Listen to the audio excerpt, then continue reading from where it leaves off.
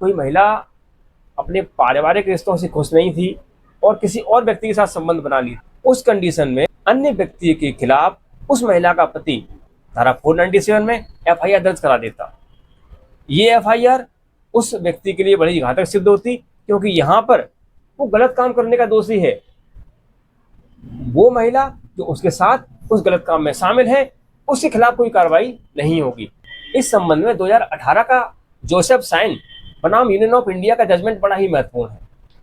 इस निर्णय में पहली बार सुप्रीम कोर्ट ने यह तय किया कि अगर कोई विवाहित महिला अपनी मर्जी से किसी अन्य पुरुष के साथ संबंध बनाती है, संबंध में रहती है, तो वह कोई अपराध नहीं है। कि संविधान के जो सिद्धांत हैं उसके अकॉर्डिंग देखा जाए तो महिला को वो सारी स्वतंत्रताएं हैं कि वो स्वतंत्र रूप से निर्णय ले सकती है कि किसके साथ संबंध बनाएगी, किसके साथ नहीं।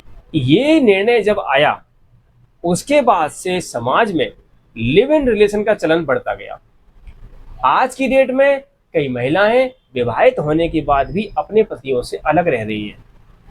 उनके जीवन में कोई दूसरा व्यक्ति आ चुका है और उस दूसरे व्यक्ति को कानूनी मान्यता भी ये प्रावधान हटने के बाद मिल गई है। बिना विवाह के अविवाहित महिला पुरुष रहें, कोई दिक्कत नहीं है, सही है। परंतु विवाह के पश्चात अगर किसी व्यक्ति की पत्नी ऐसे कार्य में लिप्त है या किसी महिला का पति ऐसे व्यभिचार में लिप्त है, उस कंडीशन में कहीं ना कहीं उनका वैवाहिक जीवन छिन्न-भिन्न होता है और बच्चों के भविष्य पर भी बुरा प्रभाव पड़ता है। बच्चों की चिंता कोर्ट ने भले ना की हो, समाज को करना है। इस मैटर में ध्यान दिया जाए तो सुप्रीम कोर्ट ने एक चीज़ क्लियर की कि हम इस मैटर में नहीं पढ़ना चाह रहे कि ये समाज के लिए गलत है, सही है, या वैवाहिक संस्थाओं के लिए गलत है या सही है। हम केवल इस बात पे निर्णय दे रहे हैं कि महिला की अपनी अलग स्वतंत्रता है और केवल इस आधार पर कि वो किसी की पत्नी है, उसे अपनी मनमर्जी करने से नहीं रोका जा सकता।